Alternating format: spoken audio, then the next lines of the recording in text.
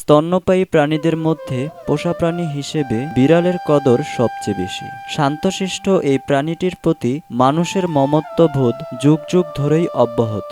বর্তমান প্রজন্মের মধ্যে বিড়াল বেশ জনপ্রিয় একটি পোষা প্রাণী।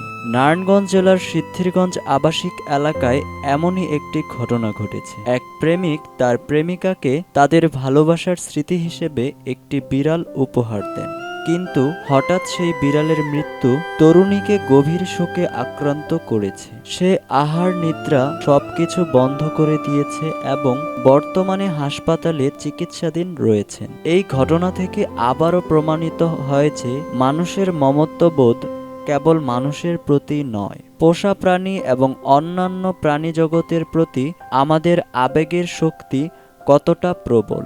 একটি নিঃশব্দ প্রাণীও মানুষের হৃদয়ে গভীর ছাপ ফেলতে পারে, এটি তার জ্বলজ্যান্ত দৃষ্টান্ত।